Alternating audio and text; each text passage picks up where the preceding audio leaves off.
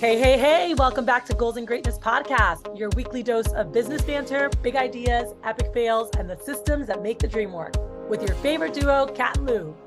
Double the expertise, double the fun. I'm Lou, your navigator on this wild ride of risk-taking and rule-breaking. And I'm Kat, your go-to guru for all things startup. Together, we're unzipping the secrets of success and taking you behind the scenes of our crazy world. Whether you're a CEO in the making or you've just scribbled your first business plan on a napkin, we're here to fuel that fire and help you unleash your greatness to achieve those big, bold goals.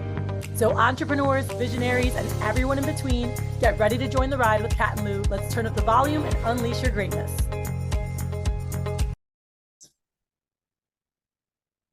We're back. Hello. I just love saying that, each week. Here we go. I know. Gotta stay on brand. Yeah, but I'm excited to chat. I mean, we've had a couple weeks where we've been chatting a lot about business and teams, and obviously, you and I are so big on entrepreneurship and really being that being such a big vehicle to like living the life of our dreams. But I'm super excited to kind of shift focus as we're going into the new year to really talking about just the difference we've seen in people that, people and or businesses, right? Because this can be in your individual life or professionally, that just see a lot of forward movement in their life year after year, versus those that seem to kind of be stuck in the same, like it's 3 years later and it's like same shit, different day, right? That you hear people say, like, what are some of the things, the differences between those who are progressing and those who are kind of stuck. And I've had several people ask me about this in the last couple of weeks, as they prepare for the new year, and you hear so much about like, new year, new me, new this. And it's like, well, maybe not. And then there's the realists who are like, new year, same me. And I'm like, yeah, that's most people. Like, I saw post that the other day. I was like, okay. Yeah. So like, what is that science of achievement, right? No, I'm definitely excited to dig into it too. I feel like we've been very business focused, which is great, but I think it'll be a good thing to just dive into more mindset type stuff. And you're so right. Like even on Instagram or like all the socials, like one day you see somebody and they're really not doing much, and then the next year you see them with like a huge following, a book out, a tour, and you're like, whoa, how did they get from point A to point Z? Basically it looks like in like 1 year. So I guess for you, what have you seen, what's been, I think, like what have you been able to identify as the difference maker for people to get them to that big leap or to get to that next point? Yeah. Well, actually, we were, this is something that, I think that we know the general gist, and, we'll chat about that. But one of the things that I actually did recently is we talked to several women from our women's mastermind that we have with GoBundance. And we were chatting about, just seeing the progress people have had in just 2 years or 3 years. And it's like, wow, like whether it's doubling their net worth, in a 2-year period, it's growing. One of our ladies, like literally from nothing, grew $1 million plus online business, and it keeps growing and growing, and just seeing what's happening there and really diving in to go, okay, what is the difference, right? Like, how are we moving so much faster? Like how, what do you think has attributed to that movement? And very aligned with my speculation, the answer would be like just the power of clear vision and specific action steps, to be taken around that vision. Because I think that, well, one, I feel that probably a lot of the US, and I mean, you can speak to this, like, they just don't really take time to say, what do I want things to be like? And be intentional, right? Instead, they're just kind of letting life happen to them.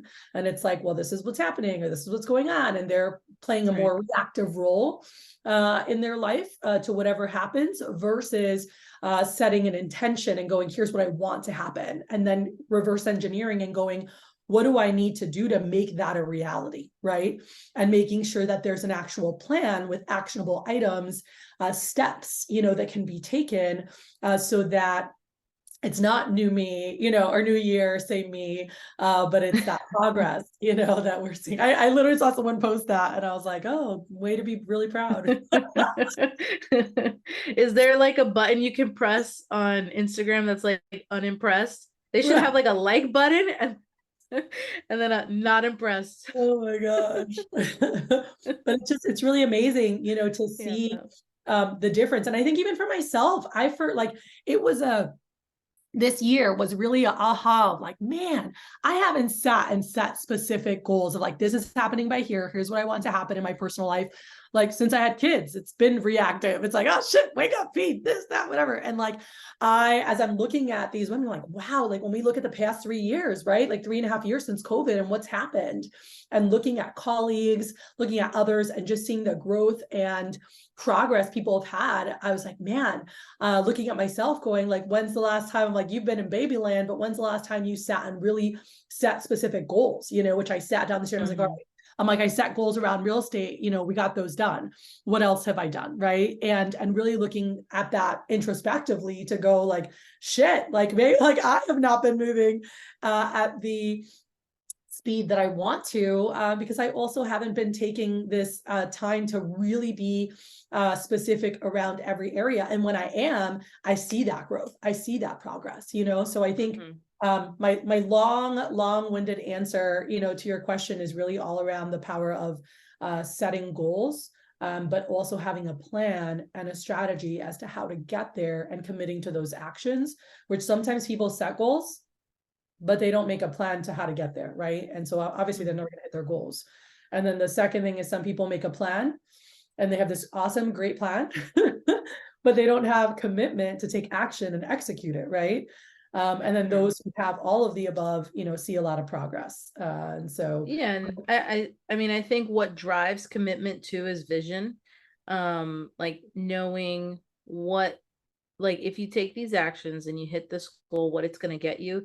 Because like you said, some people just don't have a plan, but then others who have a plan, the second they hit a roadblock or have a little bump in the road, then they give up and they fold. And I feel like when you have a lack of vision, then it makes it easier to give up.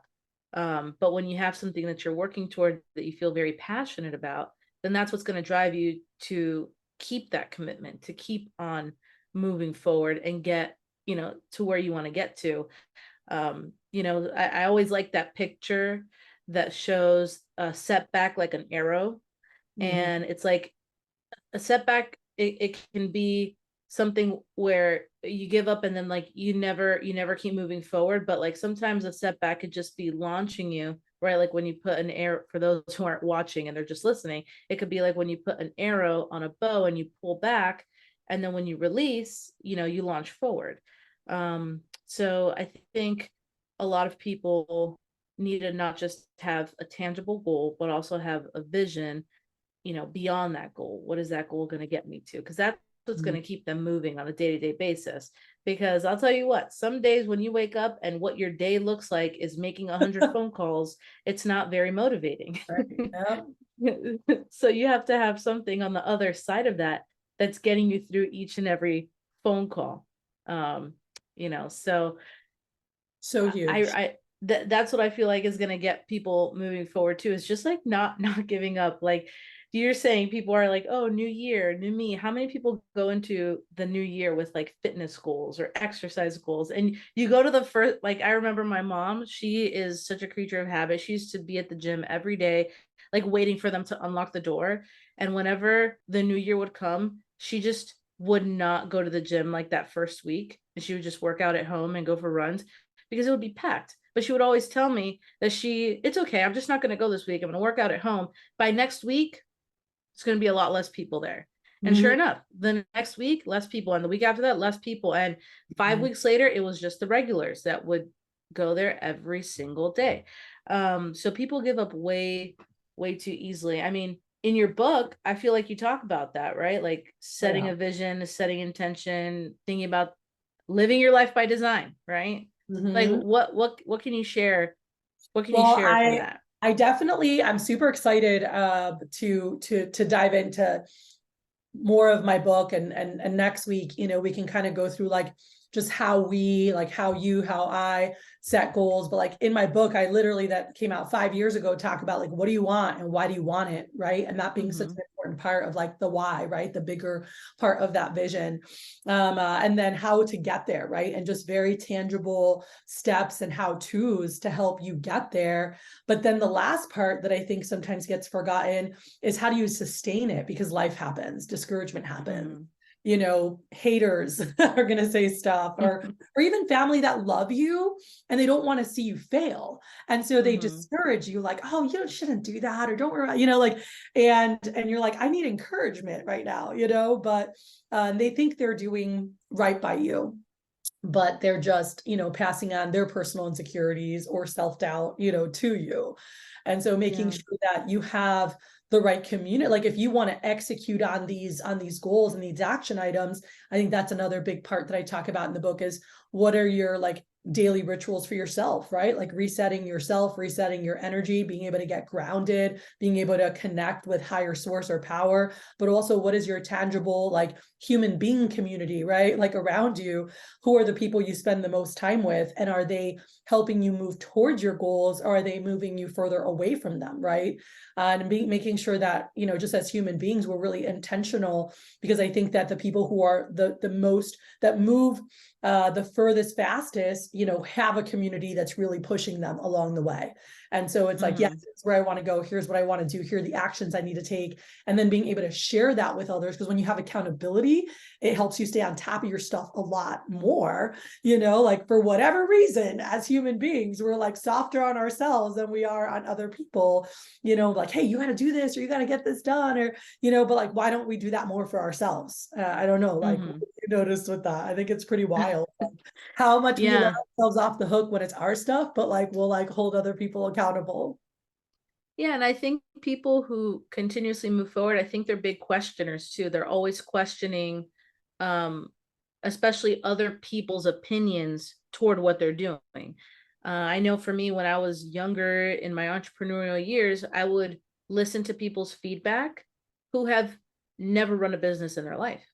And I would take it to heart, and I would think that they were correct, and they're correct in their own way, like through their scope, through their worldview, right? But I think I would have moved further faster if I'd have said to myself, well, and in a very respectful way, like, have they run a business before?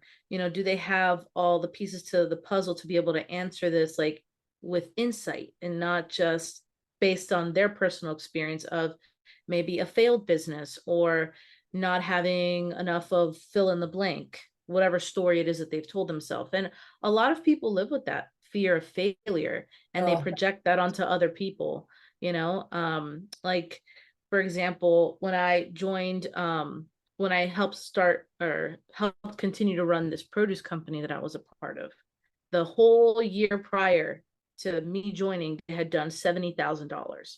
I joined up with them, and the next year we did $1.4 million.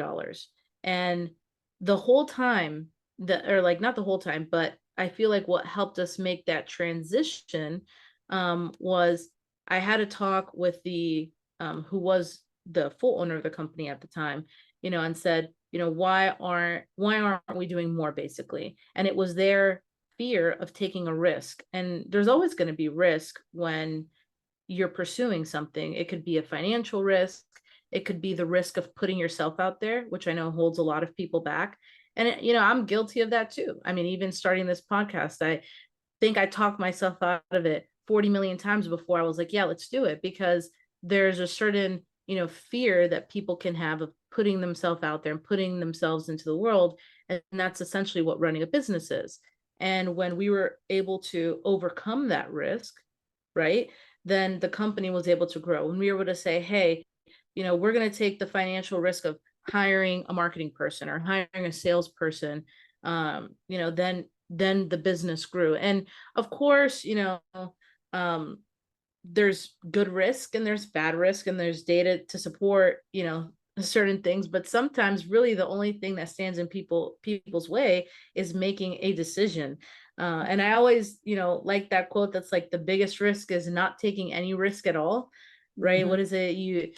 you miss 100% of the shots that you don't take. Like everybody's heard that before, but it's so true. It's like, if you don't try, then you never know. You never know how to get to the other side of it. And for some people, it's just saying like, yes, I'm going to do this, and that simple answer is what gets them to achieve a whole bunch of growth.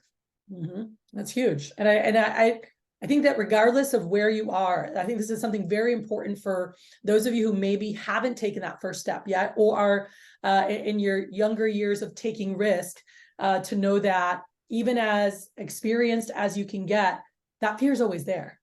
But as you get more experience, you don't allow that fear to paralyze you. You just know that it's part of anytime you start anything new or you're expanding yourself. It's the fear of the unknown, right? As human beings, we're comfortable with what we know, right? Our comfort zone is whatever we've experienced, whatever we know, whatever's outside of it is the unknown. And that's scary, right? Because we don't know what's going to happen. We don't know what people are going to say. We don't know how we're going to feel. We don't know if we're going to fail, and I say fail in quotations because it's really just a learning process. It's learning the things that don't work, right? So that we're like, all right, here's what we need to do, right? And it's part of that evolution process as human beings of just knowing like some things you have to try it.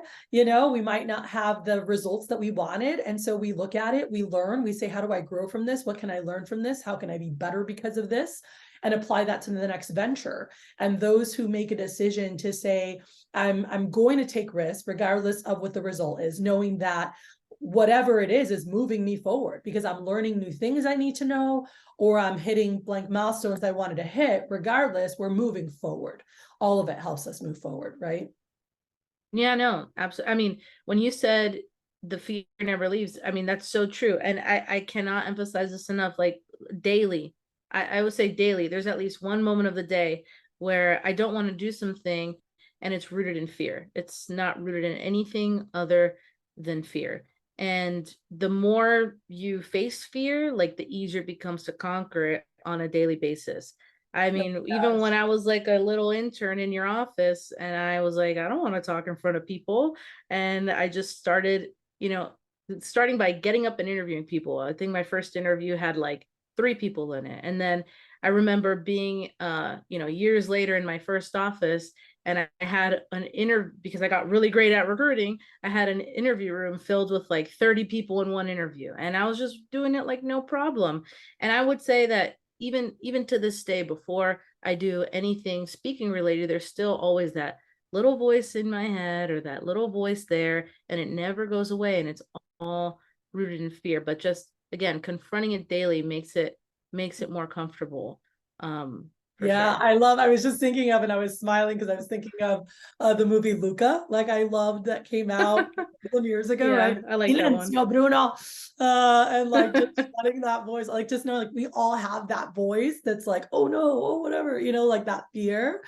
And I think that's what the most successful people really understand, is that you have to silence that inner negative voice, right? Like we all have those. We all have them, regardless of what level. I mean, study the most successful people and they'll tell you like, it's there, but we don't let it control us. We don't let it navigate in our lives, right? Like we acknowledge it. We're like, great, now sit in the back seat. Here's where we're going, and regardless of that fear, being able to still, go on and take action. And so that's just so huge. And I've just seen that for myself. I've seen that for others. And I wanted to share that because if there's anyone listening to this thinking like, well, how do I not get scared like these successful people, or how do I like, no, they do. They just, again, don't allow it to paralyze them. So I want to make sure that that's known. It's not like these people are us high achievers or these superhumans. We've just learned how to, take control of those negative or debilitating thoughts and not allow them to control us. Yeah, quick question for you. I feel like when you think of successful people, I think a lot of people can look at them and give them the characteristic of grit. Like I feel like there's been a little bit of a loss of grit in our culture. That's good. What like I know we didn't plan on talking about it, but it really, I feel so strongly that there's been such a loss of grit. Like, how do you feel about that? Like, what have you seen? Because you're working with young people on a daily 1000%. basis. I'm working with people in all different spaces, with youth, with like super high powered, successful women, like just such a range. And you're so right. I mean, this is something we've talked about a lot. That just generationally, like there's a new generation, and it's different, right? A lot of the baby boomers and their kids, grew up with like, you just got to work, grind, get it, whatever. And I don't know that we have to the same way, but like in terms of like the same type of action, because there are so many tools and resources to help us get things done so much quicker, so much more efficient, create more time. But it's still that like, I'll do whatever it takes mentality that I feel is so needed to succeed at high levels, and I feel there are too many people. And as I've been coaching, younger professionals, recent college grads who are, wanting to start their own practice, or maybe in their early years, they're like, maybe I'm not good at this. Maybe I'm not, like, they give up too soon, like you were talking about. And, versus having that resilience and that mindset of like, what do I need to do to succeed? Like, how do I figure this out? Right. Reaching out to those people who are crushing it in your industry and saying, what got you there? Like, I need help. I'm not where I want to be. And so I think that grit, like, yes, that work ethic, whatever, but it's like that desire, that hunger to succeed no matter what. Like, that is what makes people so successful. Like you've heard that quote of like, when you want to breathe as badly as you want to succeed, then you'll have it, right? Like Eric Thomas has a great speech all over YouTube, and he talks about like a guy taking a guy out to the water in the ocean and dunking him under, right? Because he's like, tell me about like, how do I succeed, right? And this is my version of it, but he basically is like drowning him. And the guy's like, and he's like, when you want success as badly as you want to breathe, then you'll have it, right? And I think that is, that goes to any generation. It's just like this hunger to be at your best, your hunger to achieve whatever goal, to not allow obstacles to get in the way. And I feel like, some people have gotten a little bit soft, and it's like, oh, well, I guess like when an obstacle comes, they're like, oh, I guess that's my sign I shouldn't do this, or maybe I should go this way. Versus I think that the most successful people are like, ooh, a stepping stone on the way to get to where I need to get to. And it's this like, how do we, it's almost like these obstacles are testing to see if you are really deserve what's on the other side. And it's a totally different mindset, right?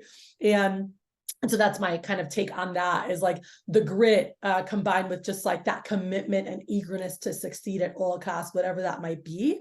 When you have that, you will see change. You will see progression because you're committed to it. Yeah, it's like, I feel like maybe our generation and before us, you needed a lot of like physical grit. You needed to be willing to like wake up early, go pass out the flyers, like do the damn thing physically. And sometimes we just like put the mental like to the side. And nowadays I feel like a lot of people have the mental battle. Like they have that, they have that grit is found like in their mental strength, So I feel like, what are some things you think people can do to help them, be stronger mentally and emotionally? Oh, that's great. Let me think. So I think about mental toughness and resilience. Something that for sure helped me when I was younger is like stories of resilience from other people. As corny or cheesy it can sound, I feel like it gives, sometimes you can pull a lot of strength from like what others have done. There's an incredible, I think I've talked about it, I don't know, I should talk about it a lot, but Oprah Winfrey had written a book the last couple of years. It came out and it was like, what happened to you? Like, that's what the book, it was what happened. And she interviewed all these different uber successful people sharing their story, but people that really made a decision to take their pain, to take whatever negative things that happened, and to grow from it, right? Not to just go through it, but grow through it and be at the next thing. And so I think that making a decision to learn from every experience we have can strengthen us and give us more confidence, because we know like what we did or what we could have done better, and we can make decisions moving forward. I think studying, stories of resilience and those who have come before, for me, has always given me the strength of, I'm a human too, and I also have access to God and bigger, and if I can commit myself, like I can do that too. I mean, and we see that everywhere. I mean, you look at the Olympics, right? And look at Bannister or whatever, like the first 4-minute mile, like it was like impossible. possible. All of a sudden someone sees it and then they're like, oh shit, I could do that too. Boom. And now high school kids are doing that. Right. And so I think it's a very similar thing that opens up in our brains of like, oh, wow, they did it. Oh, I could do it too. And so it helps build that confidence because we're both humans, we're both this, and like, well, someone else has done it. Right. So I think that that helps. I think that really taking classes or courses on emotional intelligence, I think that is so powerful to really help, build that mental fortitude. Unfortunately, like mental health has really become a very serious thing across America. And I think that we can help by educating and really bringing awareness around that topic. And there's a lot of great stuff out there, but learn about emotional intelligence, learn about how you can improve your emotional intelligence, because, oh my gosh, do you experience the world differently when you're not a victim, in your world, when you understand that people's actions and reactions and whatever they do are a reflection of their inner world, of their fears, right? And when they're telling you, oh, Maria, I don't think you should do that, or be careful with this, like that's their inner, and you understand that when you're emotionally intelligent. And so that doesn't bring you down and paralyze you and keep you from going where you want to go. You're like, oh, and inside you're kind of like, oh, that's so sad. Sucks for them. All right, let's go. Right. Because you have that emotional intelligence to separate that. And so I probably say that's the number one thing is like really take action and intention around building your emotional intelligence if you haven't already. And even if you have in the past, it's something that you want to constantly just keep growing, right? Like that's just in life, the more you learn, the more you earn, and the more you can learn how to manage yourself, your emotions, your mental, fortitude, like that's a game changer in our world. Yeah. You? Yeah, no. For me, I think, and we can give last thoughts after, but I think for me, two things. One is appreciate what you've already, like that you're here, you're alive, you're breathing. Not every, I think it's great to learn from other people's stories of resilience, but just know that just because, you don't have to go through great tragedy to learn from it and become great. You can appreciate what you've already gone through in your own way. Everybody reacts to things differently. And I always like, the quote of God doesn't give you something that you can't handle or whatever. And everybody has different levels of resilience, and whatever you've already gone through is just as important as what somebody else has gone through. So appreciate where you are and, take what you can from what you've already done in your life. And then the second thing is I'd say get involved in some community that is like-minded, or a community of people that you want to be like. It doesn't have to be our community, although join us if you want, but just find a community that resonates with you and your goals and be involved in it, because you can get further when you collaborate with people, and you have people that are your cheerleaders and cheering you on. So I mean, I can attest to that, even in some of the most successful spaces, and I happen to help lead a group of, very high income earners, high net worth, top performing females. And many of us have achieved at very high levels on our own for many years of our lives. And even coming together, it's like, holy crap. Like, I don't think any of us realized how much further faster with collaboration amongst that type of, just powerhouses together, how much more and how much easier, I think, with ease and grace, where we've been used to fighting, go. And we know how to create. It's this like softer, like beautiful energy of creation when you are surrounded with like-minded people. So again, whether you're at the start of your journey, or you've already accomplished at super high levels, over and over, people that are uber successful do understand the power of having that community around you. So that's a great point that you made there. Awesome. Cool. Well, I think this was a very insightful episode. So, don't let 2024 be the year where you're new year, same me. Hopefully you were able to grab the concepts of what we talked about, and I'm excited for you guys to tune into some of our upcoming episodes that'll help you plan out your next year a little more specifically. And hopefully next year, instead of going from A to A, you're going from A to Z, like a lot of people out there. And I want to plug, I think we have like 4 spots left. If you are someone who's really serious about taking like your life and business to the next level, we have, a handful of spots left for our retreat in February. That'll be happening down in Houston, Texas, down on the island in Galveston, Texas. And we'd love to chat with you more about that. So reach out to us if you're listening to this or curious about that. It's going to be a power-packed retreat on the beachfront. It's going to be super exciting, but just really diving into your personal vision, your business vision, where you want to go, and really being able to create tools and resources for you personally and professionally is really the big focus that helps you build, the life of your dreams, that helps you really strengthen the vehicle that's helping create all that for you. So we're super excited about that. So just want to plug that. But you got a wacky Wednesday question? Wacky I question. do. I do. So keeping with the theme, I was gonna ask us what do we feel was I guess our breakout year, but I you can share that if you want, but I thought a funnier one would be is if you have a fear, like a phobia, or something that you hate, or like a pet peeve or something, what is it? I have one that I totally What's yours? totally hate. Mine, okay, I cannot, and I found out that it's an actual like thing. I don't remember the name of it, but I cannot stand the sound of people chewing. It is like people who chew with their mouth open. I cannot do it. Like I will, if you're sitting next to me and you chew with your mouth open, I will tell you. I'll be like, hey, can you not chew with your mouth open? To me, it sounds like nails on a chalkboard. Like I want to rip the ears off my head. I hate it.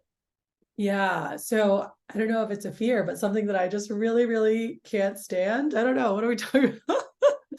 I'm like, fear is like serious, like, whew, my heart goes crazy, like definitely heights, even though I like to do crazy fun things, but like, whew, there's a gap there where my heart feels like I'm like Riding a bike. coming up and like everything's like turning and it's like crazy, but I'll do it. Like whether it's jumping off a cliff, going skydiving on it, zip lining, but scary is all could be, in some points for me where my brother's like adrenaline run junkie and he's like, let's go do it again. I'm like, ah. And then I do it and I'm like, okay, did it. So that'd be mine. Something, as you talked about eating and like the nails on a chalkboard for me is literally like wood utensils. I'm like right now getting like just all over. I'm like, I'm all saving our world. I'm like, please just keep a fork with you in your book bag or purse at all times and you're good.